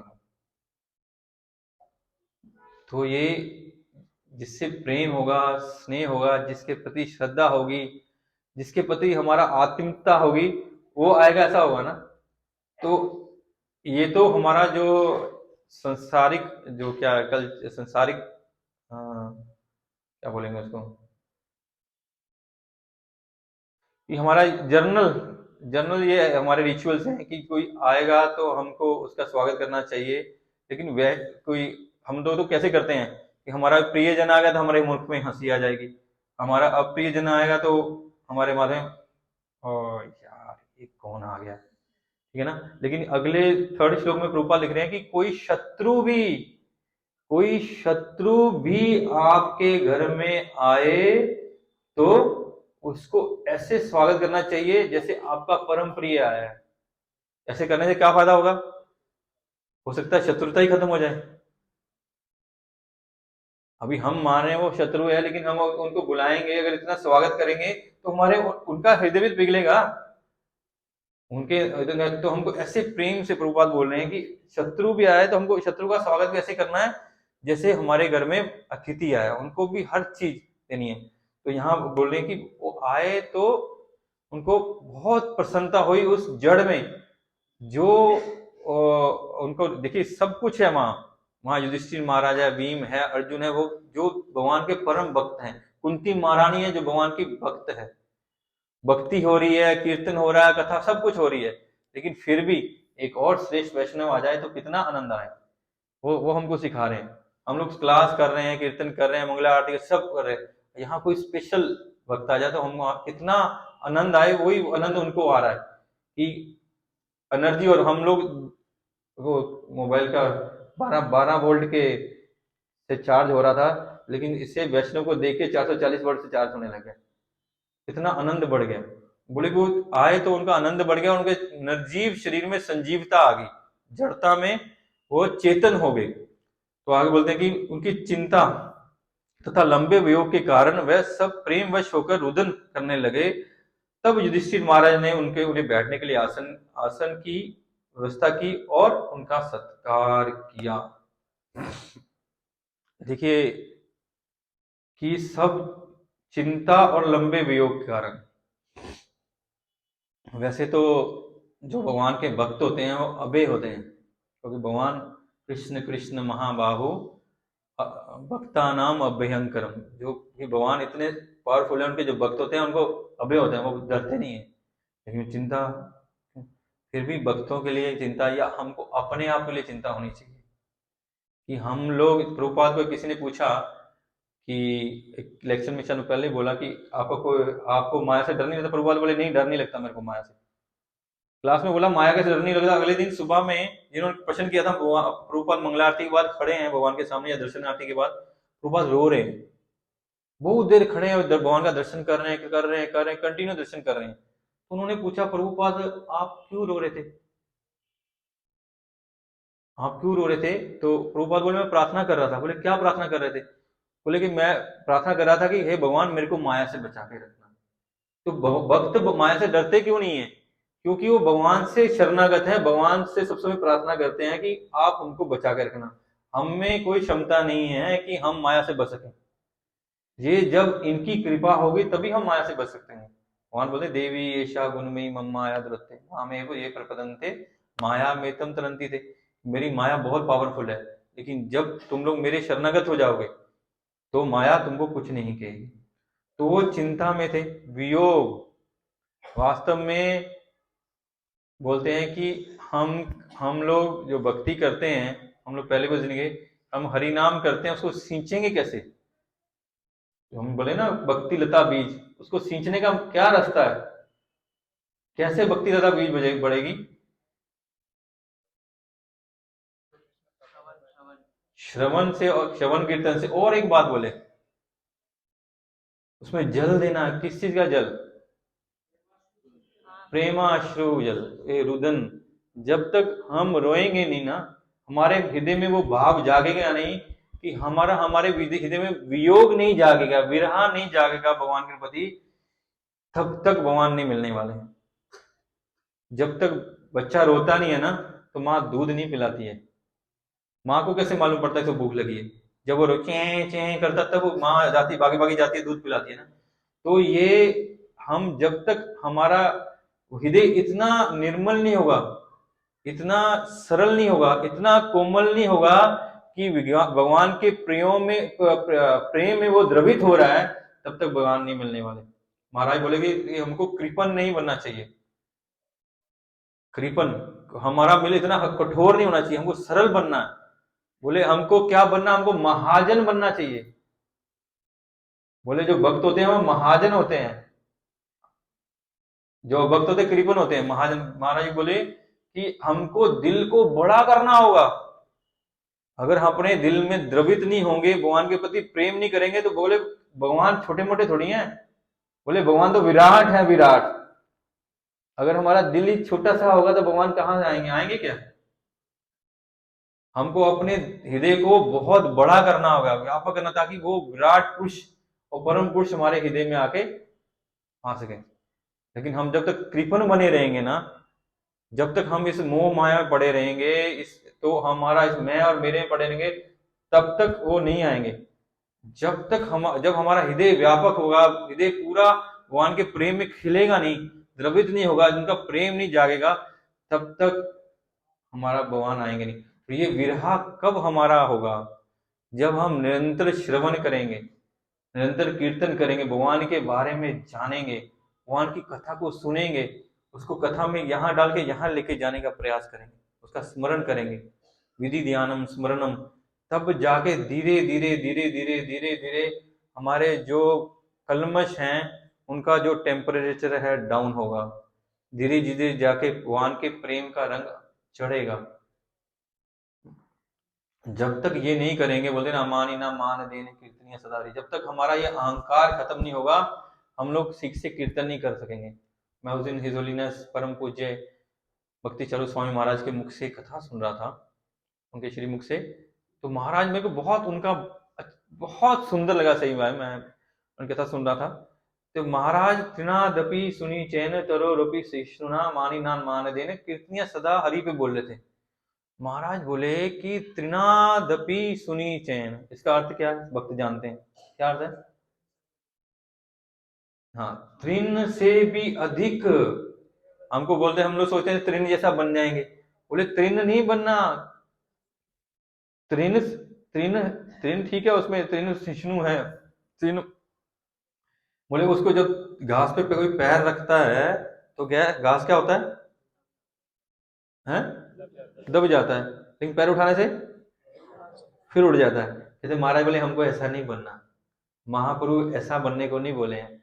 महाप्रभु बोले अगर आपको कोई पैर रखता है, दबना है ना, हमको दीन बनना है ना, हम दबे रहना है, हमको खड़ा नहीं होना। हमको ऐसा नहीं है कि हाँ वो अभी तो ऐसे कर रहे हैं, पीछे में जाके उसकी बुराई करें।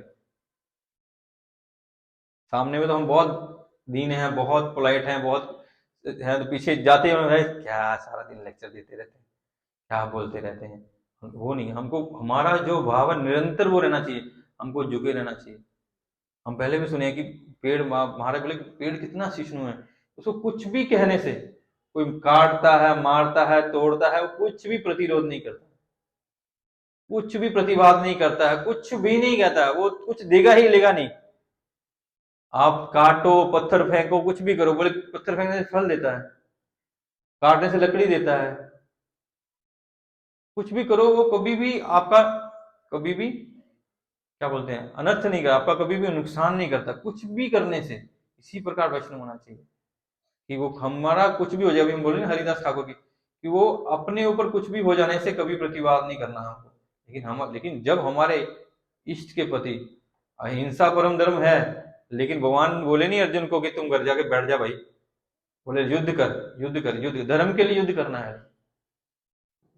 धर्म के लिए। बोले तुम तस्मात् सर्वेषु कालेषु मन अनुस्मरण युद्ध च, कि तुम मेरे को याद करते हो युद्ध कर।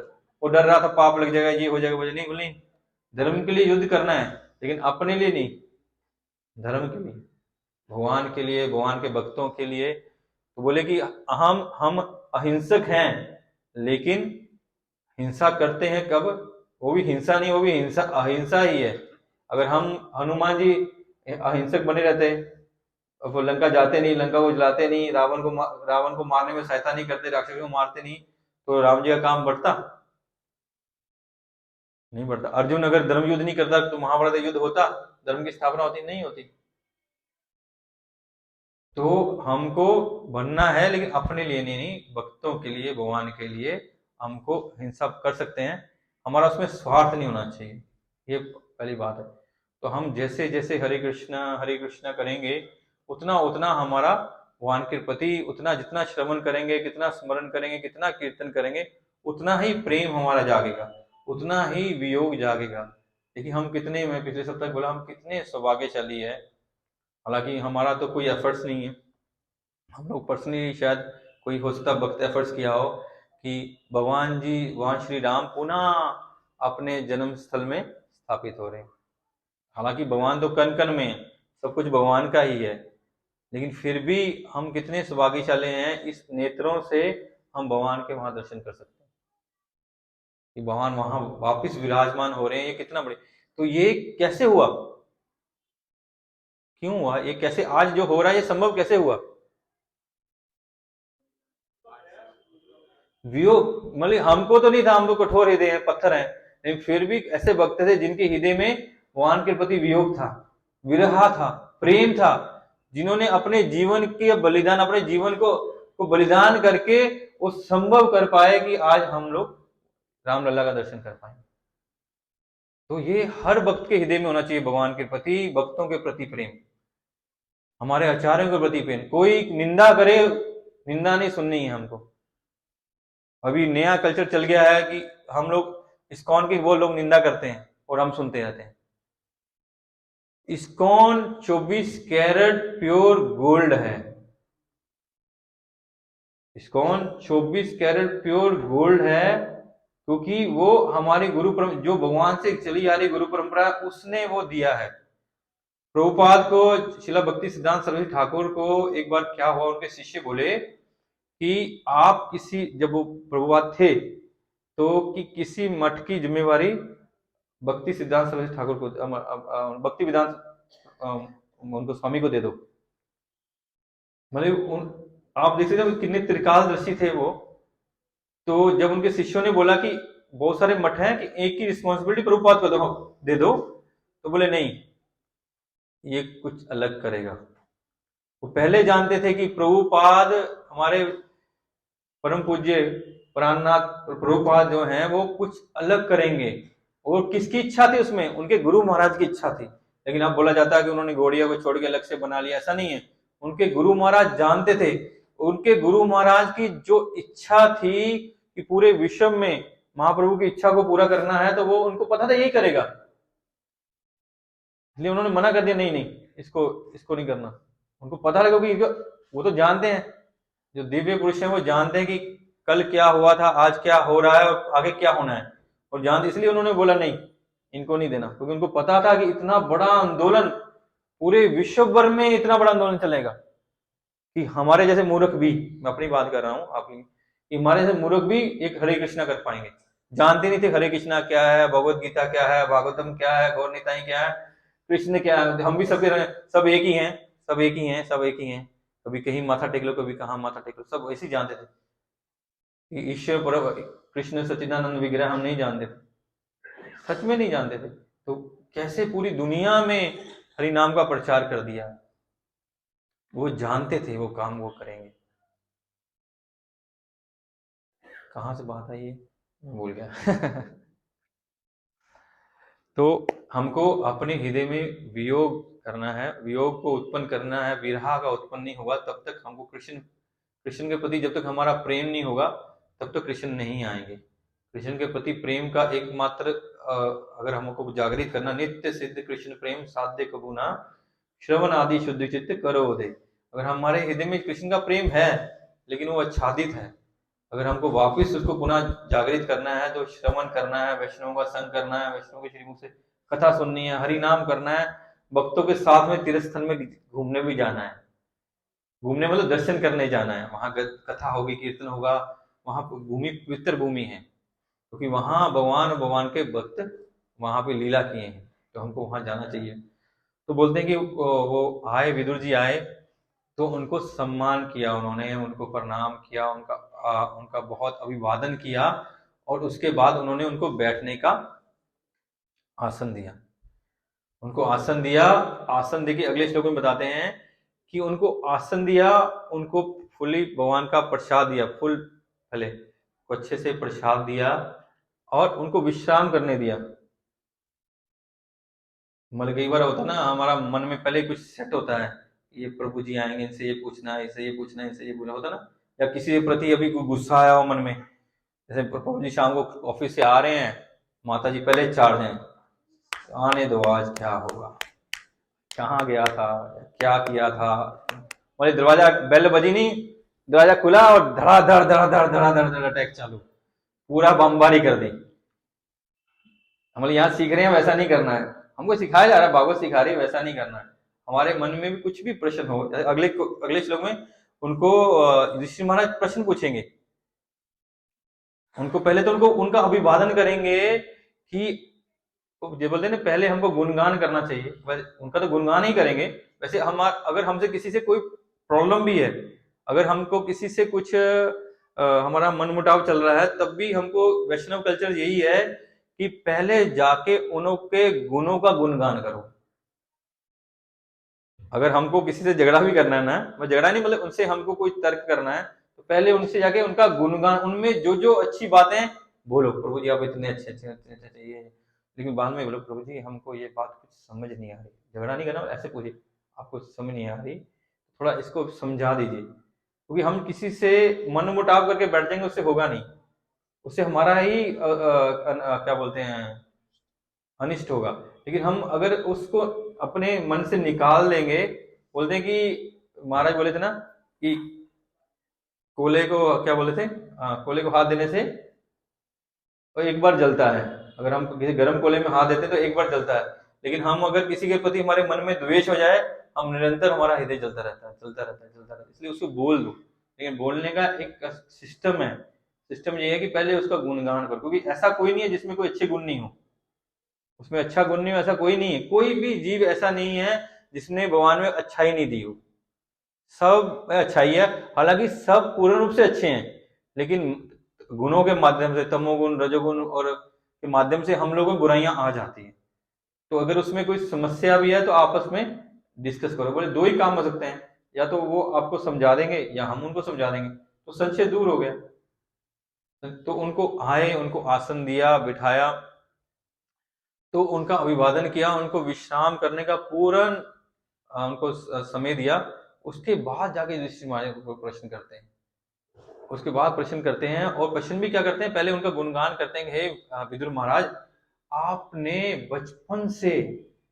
बचपन से हमारी रक्षा की है, कि जब हमारे पिताजी चले गए थे अपने धाम, वापिस उनका स्वर्गवास हो गया था या उन्होंने अपना शरीर त्याग दिया था, उसके बाद धृतराष्ट्र और उनकी फैमिली नहीं चाहती थी कि पांडव आए, क्योंकि उनको आने से क्या होता, उनको राजा बनाना पड़ता युधिष्ठिर महाराज को, वो नहीं चाहते थे, और इसलिए उन्होंने पूरा सब व्यवस्था की ताकि उनको सलटा दिया जाए, उनको आने। लेकिन विदुर महाराज और भीष्म पितामह चाहते थे कि वो आए। बोले युधिष्ठिर महाराज बोलते हैं कि आपने हमारी बहुत रक्षा की, जब भीम को जहर दे दिया गया तब आपने उनको उसको बचाया।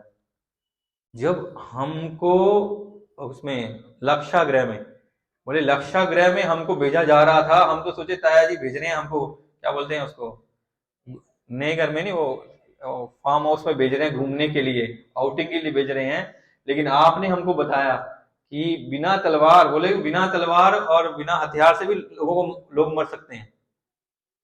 उनको उनको उनको इंडिकेट किया कि ऐसा कुछ है, तो हमको आपने इशारों में समझाया कि ऐसा कुछ है, कि बोले कि हम शरीर जलते हैं, आत्मा नहीं जलती है, उनको ये भी बोला, बहुत सारे इंडिकेशन दिए ताकि वो समझ जाए। युधिष्ठिर महाराज भी धर्मराज है, समझ गए। उन्होंने पूछा, कुंती महारानी ने युधिष्ठिर महाराज से पूछा कि क्या बात है, क्या ये बोल रहे हैं, उनको समझ नहीं आई। युधिष्ठिर महाराज ने उसको बहुत सोचा, उनका मनन किया, तो समझे ना जहां हमको भेजा जा रहा वहां पे कुछ ना कुछ षड्यंत्र है, तो उन्होंने बचा, उनका बहुत गुणगान किया। फिर उन्होंने पूछा कि प्रभु आप कैसे रहे, आप कहाँ रहे, आपने क्या क्या किया। समय समय कितना हुआ है? 10 बज गए। तो उन्होंने उनसे पूछा कि आप कहाँ रहे, कैसे रहे, क्या किया आपने, तो प्रश्न किया उनके बाद।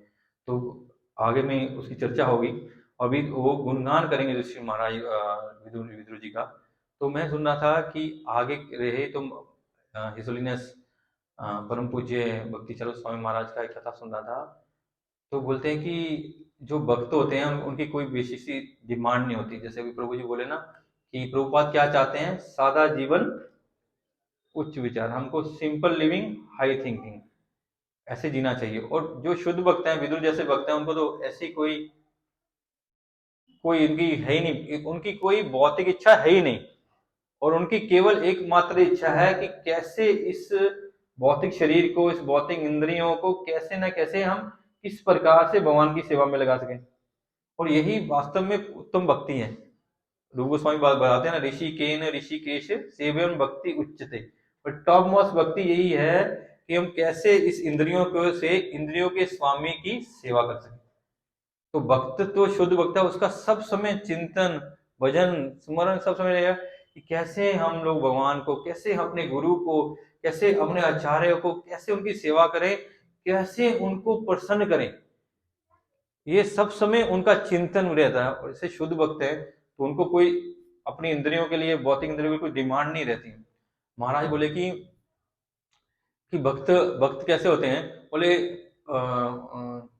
उनका नाम बोल रहा हूँ, जिन्होंने 24 गुरु बनाए थे, क्या नाम था उनका, दत्तात्रेय जी ने, उनकी कथा सुना रहे थे महाराज। महाराज बोले कि कैसे हमको सीखने का अवसर मिलता, कैसे वो 24 अलग अलग जगह से सीखे। बोले कि भक्त कैसे होते हैं, वहां एग्जाम्पल दे रहे महाराज की अजगर वृत्ति, भक्तों में अजगर वृत्ति होती है। बोले कि भक्त क्या, उनको कुछ नहीं चाहिए। बोले मैं बोलता हूँ ना, जैसे वृंदावन के एक संत बोलते हैं, बोले कभी घी से सना, कभी मुट्ठी भर चना, कभी वो भी मना, जो मिल जाए उसमें सेटिस्फाइड, उसमें ही संतोष। तो बोलते कि जैसे माधवेंद्र पुरी थे हमारे आचार्य श्रीपाद राम माधवेंद्र पुरी, कौन कौन जानता है उनको, बहुत कम लोग जानते हैं, माधवेंद्र पुरी को नहीं जानते। हमारे आचार्य हैं, हमारी परंपरा के आचार्य हैं, भगवान के प्रिय भक्त हैं, भगवान के नित्य सेवक, निजी सेवक हैं। आके उन्होंने, भगवान ने वृंदावन में उनको वो तो अजगर वृत्ति के थे, कभी किसी से कुछ मांगते नहीं थे खाने के लिए, अगर कोई दे दिया ठीक है, नहीं दे दिया सब समय हरे कृष्णा चलता रहेगा, हरे कृष्णा नहीं रुकेगा, मिले तो ठीक, नहीं मिले तो ठीक। बोले वो वृंदावन में बैठे थे, वृंदावन में बैठे थे गिरिराज के तलटी में, तो अपना हरे कृष्ण कृष्ण कृष्ण हरे हरे, हरे राम राम राम हरे हरे, अपना निरंतर भगवान की सेवा में, भगवान की भक्ति में, भगवान के स्मरण में, भगवान के चिंतन में निरंतर लगे हुए थे। लेकिन भक्त लगा हुआ है तो भगवान को बैठे रहेंगे क्या। बोले बच्चा आया, बच्चा जंगल था, जंगल में था, आया तो एक बच्चा आया दूध का लोटा लेके, दूध का लोटा लेके आया, तो बोला हे प्रभु, हे साधु महात्मा, ये दूध पी लीजिए। तो उनको बोले कि तुमको कैसे मालूम पड़ा मैं यहाँ बैठा हूं, तुमको कैसे मालूम पड़ा मैं यहाँ बैठा हूं। तो वो बच्चा बोला कि अभी अभी हमारी माता जी लोग अभी अभी गाय चरा रही थी ना, तो वहां से निकली थी, उन्होंने देखा कि वहां साधु बैठा है, तो वो भूखा होगा तो उनको दूध दिया। भगवान तो चतुर श्रेष्ठ हैं, तो चतुरों के चतुर हैं, उनको तो क्या एक्सक्यूज एक्सक्यूज देना, उनके पास तो सब मालूम है उनको। तो उनको लोटा दिए, बोले आप लोटा रखिए, आराम से दूध पीजिए, मैं शाम को आके लोटा ले जाऊंगा। तो माधवेंद्र पुरी को लोटा दे दिए, तो वो उन्होंने दूध पिया। लेकिन हम दूध पिया, एक दूध हम, गाय माता है, लेकिन एक दूध हमको मिला गाय से, और एक भगवान की सुरभि गाय का दूध होगा, उसमें तो फर्क पड़ेगा ही ना, उसमें टेस्ट में फर्क होगा। जब वो दूध पिए, उनका हृदय में कृष्ण प्रेम और धधक करने लग गया। वो समझ गए कि ये दूध कोई सामान्य दूध नहीं था, वो बहुत उनका और उत्कंठा और प्रेम और जागृत हो गया। तो उस लड़के का, उस बच्चे का इंतजार करने लगे कि वो आएगा आएगा आएगा। संध्या हो गई, रात हो गई, वो नहीं आए, वो सो गए। तो माधवेंद्र सूरी सो गए, तो लेकिन वो इस चिंतन में सो गए कि वो बच्चा आया नहीं आया नहीं। तो वही बच्चा रात को उनके सपन में आया। वो बोले बाबा आप चिंता मत कीजिए। कौन था वो बच्चा? कृष्ण। और श्याम सुंदर मुरली लेके उनके सपने में आए कि बाबा आप चिंता मत कीजिए, मैं कृष्ण हूँ। कि मैं उनको दर्शन क्यों दिए? बोले यहाँ पे मैं बहुत सालों से वो दबा हुआ हूँ। वहां पे क्या हुआ, जब ये यवनों ने आक्रमण किए ना, तो वहां गोपाल जी वहां गिरिराज में दबे हुए थे। उनसे बचाने के लिए क्या करते थे, ब्राह्मण जो भक्त थे उनको छुपा दिए। काल बहुत लंबा चला गया कि उनको समय नहीं मिला, या उनको ऐसी स्थिति नहीं मिली कि भगवान को वहां से वापस निकाल पाए। तो धीरे धीरे धीरे धीरे विस्मृत हो गए। तो वहां बहुत सालों से वो भगवान वहीं थे। तो बोले मैं वहां, तो मेरा उद्धार करो, मेरे को वहां से निकाल। तो बोले कहाँ ढूंढूं कहाँ ढूंढूं। तो कहाँ ढूंढूं कहाँ, अगले दिन एक और व्यक्ति आया, या उनको शायद उन्होंने गाय देखी तो गाय जाके एक जगह अपना दूध छोड़ दे रही थी। तो वहाँ देखा उन्होंने दूध छोड़ दे रही थी, वो समझ गए कि यहीं भगवान है। उन्होंने फिर आसपास के गांव वाले लोगों को बुलाया, तो वो उन्होंने फिर वहां से नीचे से गोपाल जी निकले। तो गोपाल जी कौन है मालूम है? हाँ, वो जो श्रीनाथ जी अभी वल्लभ संप्रदाय जिनकी सेवा कर रहे हैं ना, वो भी सब भगवान के भक्त हैं, सब एक ही है, सब भक्त सब एक ही हैं। वो भी हमारे संप्रदाय के डीटी हैं, वो माधवेंद्र पुरी के डीटी हैं। माधवेंद्र पुरी उनकी सेवा करते थे, फिर सेवा करते बाद में वो वल्लभाचार्य को दे दिए गए। तो जब वो फिर वहां पे श्री वृंदावन से श्रीनाथ जी ले गए, तो भगवान ने उनको बोला, जब गर्मी आई, गर्म ऋतु आई, तो भगवान को गर्मी लग रही थी। भगवान ने उनको बोला कि जाके मलाई चंदन लेके आ, जाके पुरी से मलाई चंदन लेके आ। तो ऐसा नहीं है कि भगवान ने उनको बोला तो वो आगे बोल दिए, बहुत सारे लोग कर सकते हैं, लेकिन वो उन्होंने, भगवान ने मेरे को आदेश दिया, बोले तुम जाके लेके आ। वो बहुत वृद्ध थे, बहुत वृद्ध।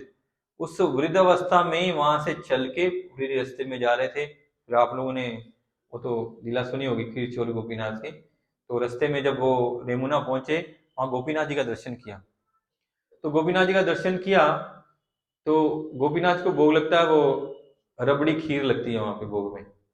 तो उन उस बोले कि उस समय भी उसकी ख्याति थी, अभी भी सब लोग भक्त उसके लिए एकदम पागल हुए रहते हैं, अगर वो खीर मिल जाए तो उस समय थी जब वो भगवान को भोग लगने जा रही थी ना, तो उनके मन में आया कि अगर मैं इसको टेस्ट कर पाऊं, तो मैं गोपाल जी को ये भोग लगाऊंगा।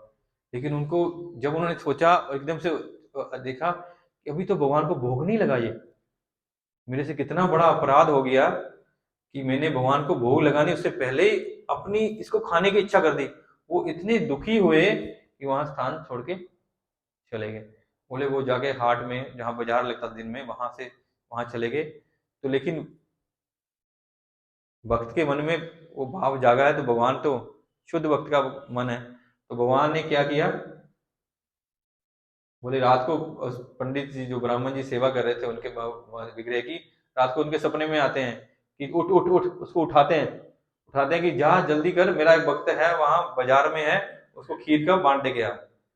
तो वो बोले कि खीर का बांट तो बचा नहीं, सब तो बांट दिया। बोले नहीं, मैंने एक रखा अपने कपड़ों के नीचे, अपनी उनकी जो धोती के पीछे छुपा छुपा के रखा था। तो तो वो ब्राह्मण जो भी भक्त थे सेवा कर रहे थे, वो जागे, जल्दी से जाके स्नान किया, और मंदिर में जाके पट खोल के जब भगवान के नीचे देखा, तो खीर का एक बांट पड़ा। तो माधवेंद्र पुरी सामान्य नहीं है, भगवान के भक्त हैं। उनके उनके शिष्य कौन थे? ईश्वरपुरी। ईश्वरपुरी के शिष्य महाप्रभु हुए ना।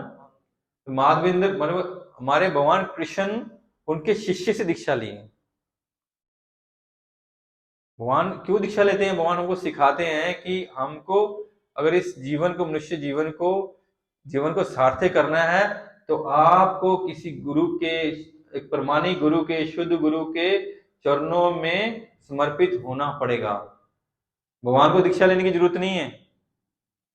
सारा ज्ञान विज्ञान सब कुछ तो भगवान से आता है, लेकिन फिर हमको सिखाने के लिए कि हमको गुरु के चरणों में हमको समर्पित होना पड़ेगा, तभी जाके हमको परम ज्ञान परम प्रेम मिलेगा। तो वो थे माधवेंद्र पुरी। तो वहां बोले अजगर वृत्ति से होते हैं। तो और महाराज बोले कि एक और महाराज एग्जांपल दिए कि मधुमक्खी का, कि भक्त को कैसा होना चाहिए। अभी मैंने बोला कृपण और महाजन, इसी बात पे महाराज ही बोले, भक्ति सारी स्वामी महाराज, परम पूज्य भक्ति सारी स्वामी महाराज ही बोले ये बात, कृपण और महाजन की बात बोले, वही बोले थे, अभी याद आ गया। बोले कि मधुमक्खी दो टाइप की होती है। एक मधुमक्खी होती है जो शायद जितना उसको भूख होती है उतना ही उसका फूल का पराग है जो वो उसको उसका चूसती है या उसको खाती है, उतना ही लेती है। बोले ये जो भक्त होते हैं वैसे ही होते हैं, वो इस मधुमक्खी के जैसे होते हैं कि जितनी उनको जरूरत है, मिनिमम है, उतना ही वो भौतिक संसार में अपनी इच्छाओं को पूरी करते हैं ताकि वो जीवन यापन करने के लिए। बोले एक मधुमक्खी और होती है, ये मधुमक्खी आती है, इसने उसका रस पान किया और लिखा लिया। एक मधुमक्खी और होती है जो फूल पे उसको रस तो लेती है लेकिन उसका टेस्ट नहीं करती, जाके क्या करती है? इकट्ठा कर देती है। वो हमारे लिए, हमारे जैसे कि हम लोग सारा जीवन इकट्ठा करते रहते हैं, इकट्ठा करते रहते हैं, इकट्ठा करते रहते हैं। महाराज बोले कि भक्त होता है जो जरूरत है वो लिया, सफी उसमें अपने संतुष्ट है। लेकिन जो हमारे जैसे लोग हैं वो सारा जीवन और इकट्ठा करो और इकट्ठा करो और इकट्ठा करो, इकट्ठा करते करते करते करते पूरा छत्ता बना लेते हैं। पूरा छत्ता बना लिया, उसके बाद क्या होता है? बोला वो आता है एक शहद वाला आता है, वो उसमें मशाल जलाता है, उसमें आग लगाता है, मधुमक्खियां, उसको तो मिलता नहीं, शायद वो लेके चला जाता है। ऐसे ही हम लोग इकट्ठा कर देते हैं, लास्ट में वो आएगा हमारे इसको आग लगाएगा, हम चले जाएंगे कहीं नरक में, या कहीं चले जाएंगे और माल कोई और खाएगा। ऐसे ही होता है हमारे साथ। तो हम लोग अपना जो सारा जीवन इकट्ठा कर देते हैं, हम लोग थोड़ी भोग करते हैं, कोई और खाएगा। तो ऐसा नहीं करना हमको। इसलिए महाराज बोले कि हमको कृपण नहीं बनना, इसको छुपा के रखते रहो, छुपा के रखते रहो, इधर छुपाया, इधर छुपाया, इसके सोफे की गद्दी के नीचे छुपाया, माता जी लोगों को आदत है ना, वो अलमारी के चादर के नीचे छुपाया, और छुपा छुपा के रखना नहीं है हमको। हमको बड़ा दिल करना है, महाजन बनना है, कि भगवान की सेवा में लगाना है, क्योंकि भगवान की सेवा में लगाने से कभी भी कमी नहीं आएगी। हम थोड़ा सा देंगे, भगवान हमको बहुत देंगे। यही समाप्त करते हैं। श्रील प्रभुपाद की बहुत बहुत धन्यवाद।